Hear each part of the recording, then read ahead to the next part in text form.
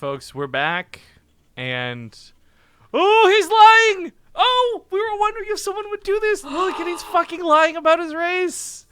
Ladies and gentlemen, spotting here in the bottom left, he managed to random his main race. It's going to be the purple scumbag Lillekanin. In the top right, as the teal Protoss, he is Monty. And to Lillekanin's credit, they did talk about lying and whatnot in the lobby. So hopefully Monty's not taking him seriously. Receiving incoming transmission. Donation comes from Telsmooth. Oh, no. that was actually a nice message. Okay, by the way, he's going to scout that it's a lie, by the way. Tallsmooth, $2 says, yo, I've been suffering from chronic back pain for the last couple of years. I'm basically bedridden. You guys make these bad times much sweeter. So here's $2 from my social security income just to show some support. Much love from Israel, Tal. Aw. I don't know how to feel about that, but, like, just get well soon, dude. That's all I could say. I'm sorry that your back is giving you so much problems. Yeah. Why is Lillekanin telling Is he calling himself a liar? Well, Monty said he got a shit raise, so that may have inferred that he didn't get his main race. This is a main race versus main race matchup, just so people are fully aware.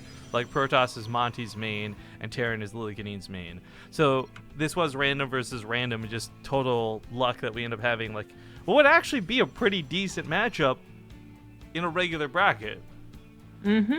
I do think, though, for those who don't know, a bit of that lying aspect... If you've seen, I'm speaking hypothetically because I've never played Monty in a tournament, but I think if you've ever played Monty in a tournament, this is the type of guy who would do proxy Dark Shrine or proxy anything. He could be very all-in-y. He's the type of guy you would want to lie to just because you've probably lost to him in really stupid ways in the past. Well, I mean, same thing for Lillekanin. Well, Lillekanin's stupid is a different variety of stupid, though. That's both you know what, most European players have probably lost to either of these two players in very stupid ways. One is just a lot more standard than the other. Yeah. Yep. Well, it is going to be that proxy, which Lillekanin does not know about, and didn't even scout the second gas. So yeah, he has no idea right now. If that's a Cyclone or a Woodham, I guess, either one, then he'll be fine against it. I think it is going to be a Woodham. Oh, no, it's Tech Lab. Okay. Oh, it's a double proxy Stargate? Huh? Okay, so actually, this is bad news, because this means a Cyclone is no longer good enough to stop this. For those who haven't seen it, a Cyclone dies to 2 Oracles very quickly, but a Cyclone can take on 1 Oracle, no problem. Same thing kind of goes with the amount of Marines you want to have in play. 6 Marines can deal with 1 Oracle, 6 Marines cannot deal with 2. So, if the Lillekanin's forces are all bulked up together, a Cyclone with the Marines, no problem. This double Stargate proxy is hilarious and a waste for Monty. However, if they're split like you would normally do, like have the 1 Cyclone patrolling and have the 6 Marines over here, Lillekanin might be dead then. Yeah. Plus, it's like, he doesn't have to stop at 2. He doesn't have to go at 2, he doesn't have to go at 3. Like, he could actually bulk up the Oracles and be such a surprise, as Lillekanin, for the most part, is known for being a little passive in the early game, unless he's proxying, of course, on 1 base, in which case, never mind. But on Dusk Towers, he has played a couple of long games against Protoss Mech, too. But he does send the first Oracle in just right off the bat, and saves it. Yep, first and blood, saves gets double it. SCVs. Ah! Yeah, I'll take shield damage. Not too bad for a start. There's a tank follow-up, though, what I would imagine is a medevac, but that's the problem here, isn't it, Zombie Grub? It's, a little bit more than that. Now, if he scouts this, actually, that's going to be incredibly good for Lillekanin, because he can cancel that tank, or he can make a Viking. Literally anything when you see 2 Stargates, and boom. Tank does spawn, but he is going to be going for the Cyclone right afterwards. Something you would not normally do. Making 2 Cyclones, unless you're going straight up mech, is, Why is he running?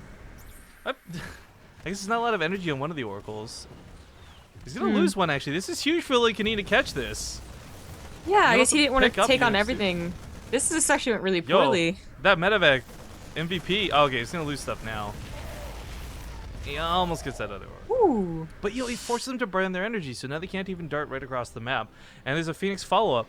Stupid thing is, again, the Cyclone's going to maybe be in some trouble. It can get Graviton beamed up. It's not a massive unit. Mm-hmm.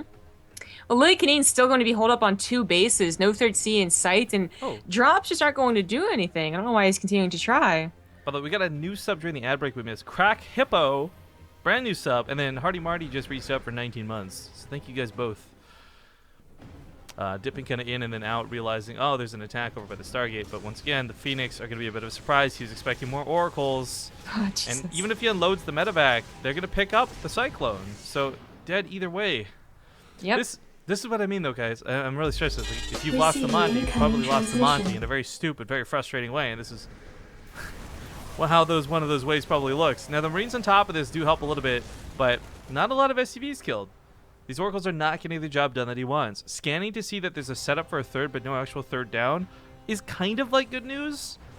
Nothing about this scenario means that you can leave your base unintended. Even with a missile turret going down, it's still a little bit risky, but moving out is certainly the most risky. Receiving incoming transmission. Ooh. Got back-to-back donations we'll get caught up on in a second. They're kind of long ones, guys, so we'll get them in a moment. Phoenix are picking up these SCVs, and like I said, a missile turret does not guarantee you defense. But stopping the Stargates will stop production, and that's going to be nice, because it also removes the pylons. Yeah. You know, I wonder, I know you get faster warp in through Nexus and gateways. Why not a Stargate? Because that would be Reasons. too overpowered. Yeah, okay. You would proxy a Stargate, and then you would have an immediate follow-up with the Void Ray all in.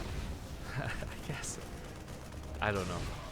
It's more of a thought than an actual requiring an answer type thing, like a rhetorical question almost. This kills about 7 more SCVs, but again, for Lillekanin, this actually isn't the worst case scenario. He's actually got a big enough army to start moving across the map afterwards. But now this has calmed down, let's get to those 2 donations. $10 coming from Zergling Pool Party. Hey, you just resub. Thank you for serving up the finest entertainment on Twitch. I love tuning into you guys, and Rifkin is a vampire. I'm going to read this next one before I read it out loud.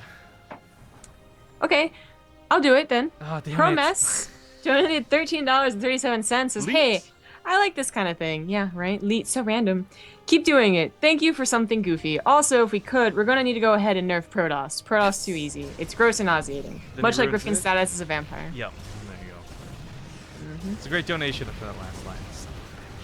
Alright, we'll add some money to the nerf jar after the game's done. Cyclone will not have the range to pick this off. 6 more SCVs go down. This is starting to get borderline dangerous. He doesn't have a third CC finished, and he certainly does. Oh, he's going to lose the SCV to this Oracle potentially.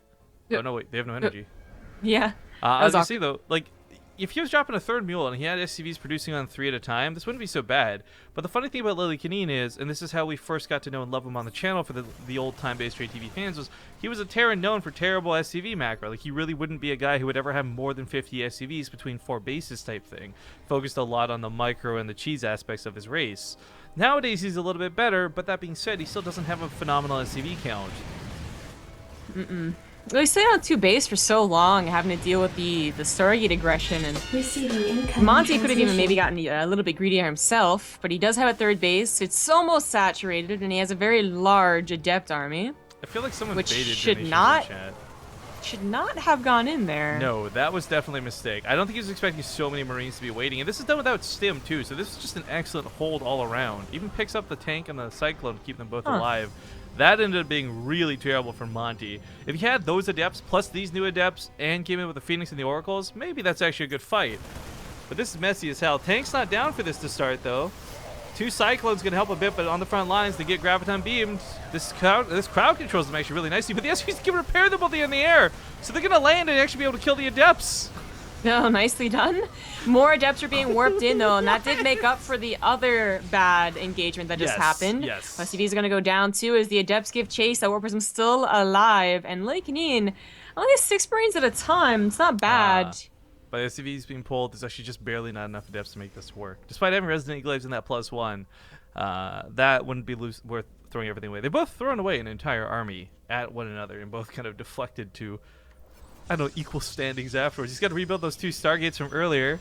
But yeah, I feel like someone's baiting donations today. What the fuck? This next one, oh, read it in a sec. You're actually going to have that transfer come through. Tank gets crowd control in the sky. That Phoenix barely alive. Cyclone in the middle ain't going to work for a little bit, but he's just got to pick up everything. I love this move to pick up the SCVs. That was actually way smarter for the situation. Yes, it was. Busting through that wall is going to be a little difficult. Yeah, he's not going to try and do it. But lifting the command center is already a ton of damage, and now Yeah. we have Monty going back You know, into double though, Stargate. that worker count no longer being a huge advantage though for Monty. Like his income's better right now. That's just because of the situation that they're in. But I don't think he can afford 4 Stargate production off of 3 bases, especially with one pretty much mined out. He's going to need a 4th Nexus if he wants to be able to take full advantage of his production. Which he has total like ability to get. Not sure why he didn't. Yeah, exactly. That's my point. Thank you, by the way, to Ulian for the 3-month resub, and Heustis, who donates $5. Vampire, noun, sub, vampire. A previously deceased human of pallid complexion that survives purely on a diet of blood. A semi-translucent Rifkin masquerading as a member of the human race. I think that's real. This is not going to Tempest? transfer. Probably. Or No. carriers. I would love if he went carriers, but for now it's going to be Phoenix. The Marines with that stim have no problem taking on the Adepts like this. We see some pretty cute Adept Micro on the back end of this, though he's playing a lot of the weak ones back to lose that focus fired. You know what? Lillekanin doesn't win that fight. I thought he was. Yeah. Tank, of course, coming down now. Should be able to clean up the rest of them, but no Monty on that base. 29 workers left. Scansy 4th finally on the way. Monty is, in every means possible, like he's ahead in this game. I don't know what Lillekanin does to come back in this, because if he was playing mech or something strange, you could start talking about abilities that, or counters and things that we haven't seen before. But the fact that it's straight up bio, that's going to be behind on upgrades, coming up against a much superior composition. Oh, it is going to be carriers. Ooh. That's the biggest misclick of all time. And that is something that's. I mean, either way, Lillekanin cannot deal with it, so. Monty, Yeah. you're so funny. So random. Carriers. There's the carriers. 3 at a time. Can't quite afford the 4th one. Okay, so do you want to let's talk about carriers? We don't often get to talk about this unit because for those who have not been following Legacy of the Void since it's like day 1 of the beta, and we've seen this unit and its effectiveness change a lot. And I think the end result currently is that it is still a very strong unit. It's very good, and it can, not always is, but can be cost effective. And one of the things that made carriers better in Legacy of the Void, so excuse me, there's 2 things. One, they did improve the AI a little bit. So the carriers and the interceptors work different than they did in the past, and the interceptors will no longer just kind of be like, huh, well, I guess we're done here. I'm just gonna, we'll just take off now. But the other part of it is almost the exact opposite, where they're like, oh, you want us to stay here? Okay, we'll just stay here forever then. Because you can dump out the interceptors and have them stay on the map for about a minute and a half or so. And the great thing about that is you can just walk away with the carrier. You dump like, was it like 200 minerals worth of interceptors or whatever on the ground, you just walk away. And unfortunately, they do enough damage that you can't just ignore it as Terran, and they leash far enough that you can't walk away from them. However, They're very powerful, indeed. right, but the counter to this is, like, the one thing that they're still not that super great against are Marines. So, if the Adepts take out enough Marines, the carriers will, of course, clean up. However, if Lillekanin's just given free reign to stim in, especially now, he scans that. He knows that these have no interceptors. They just spawn, picks them off, moves into this army. The Adepts are going to have to win this fight. And it looks like The they carriers aren't being focused down, though. The Adepts are really Well, they got helping nothing in them. on the Why other bother? side. There's nothing inside of them right now. He took out the interceptors right away. The Adepts are still going to be able to tear up the main army, and that's going to be what's important. So the carriers will have time to get the interceptors. It was that one moment where if Lillekanin had an opportunity to win this game, it was while the carriers still were not ready. He doesn't have a big enough army to do it. Yeah, right now, like it's funny. The trickle of Marines is almost just barely not, like it's just barely not enough. Those tanks, though, I just want to comment on the Phoenix coming in from behind. They didn't look like they were doing much, but crowd controlling the tanks, once again, it gave the Adepts the ability to not take that splash damage. The Marines got killed, and as a consequence, the carriers lived. If those Phoenix hadn't come in, the tanks may have obliterated the Adepts. There was 2 tanks after all. I don't know. Either way, it's credit to Monty, because this is a very smooth move. The supplies are a lot more even than you would expect from someone, a Terran who had gone down to like 25 ICVs or something like that. It's actually pulling some is going to go down to back to 25. Ew. I thought it was just to repair, but when you saw more than 2, you're like, oh yeah. Yeah, I don't know. It's such an odd amount to pull, though. Well, Like, you know what? He's pulled enough that he's saturated at home, and all the extras came with him. I guess that's true. Doesn't really need gas for Mass Marine. I mean, I think he knows this is his last push, because timing dictates the more carriers on the field, the worse it's going to get for him. So, He's going to go for it, and we wish him the best of luck. He's going to actually take the fight here on the Interceptors front, not the Adepts. Does focus a lot of them down very quickly, but there's still too many carriers behind us, and as we see, the Adepts are having no problem dealing with these Marines. Cool thoughts, cool attempt, but not quite going to work. GG. First game in this random versus random best of 3 is going to go to Monty. So cool that they both got their main race in that